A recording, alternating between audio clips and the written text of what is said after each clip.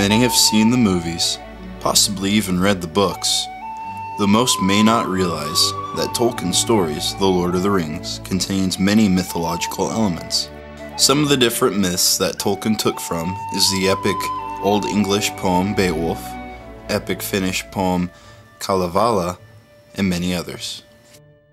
Tolkien once said, "Beowulf is among my most valued stories." Drinking halls or taverns are frequently seen in Lord of the Rings. In Beowulf, the giant mead hall is where a good portion of the story takes place. The name of the orcs also comes from Beowulf, meaning demon. Swords dissolve in both stories when Beowulf's sword touches the blood of the monster Grendel and when Eowyn stabs the Witch King in the face. Characters in The Lord of the Rings also were influenced by various myths. Gandalf has some similarities to the Norse god Odin. All out of the similarities is in appearance. Both are old, long-bearded men, often using a walking stick. Like Odin, Gandalf seems to be wandering alone on quests that others cannot understand. Gandalf also plays the role of the dying and resurrected deity, by fighting the Balrog to the death, and then being resurrected to continue his quest. Galadriel is another character with ties to myth. She is in charge of creating and sustaining the elves' home, Lothlorien. Because of this, she could be called the archetype character Earth Mother.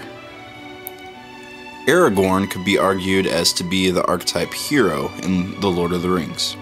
In actuality, there are many, but he fits the description the best. There are some parallels between Aragorn and the Arthurian character Percival.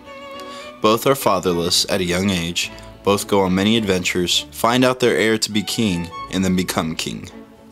Siegfried would also be another close example, as his dad dies before he's born, is given a fragmented sword, restores the sword to its prior glory, and uses it to complete his quest. Various objects in The Lord of the Rings have also been influenced by myth, mainly swords and rings. The sword's sting Frodo gets from Bilbo. Though Bilbo doesn't hand it to him directly, he first plunges it into a wooden beam. This is similar to the Arthurian myth of the sword Excalibur being pulled from the stone, and also of the story of Sigmund pulling a sword out of a tree that was placed there by Odin. Odin later shatters that sword, killing Sigmund in the process. The sword is reforged by Sigmund's son, Siegfried. The ring is probably the most important object in the story, The Lord of the Rings. The idea of the ring may have come from a couple of different myths. One Jewish myth talks about the archangel Michael giving to King Solomon a magic ring to imprison the souls of evil genies. Solomon had the genies build a large temple and then cast them into the Red Sea. Siegfried also receives a ring. This is a powerful ring with many people desiring to have it, though it is a cursed ring. It is cursed by Andvari, a dwarf who lives under a waterfall. The Norse god Loki forces him to give up his ring that creates gold. When looked at closely or with the knowledge of different myths, we find that Tolkien pulled from many myths to tell his story.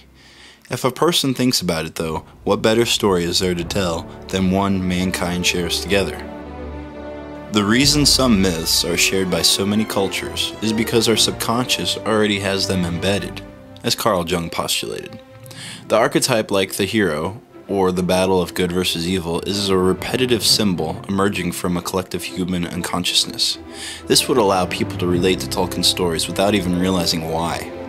This may be why today it's one of the most popular stories in the world.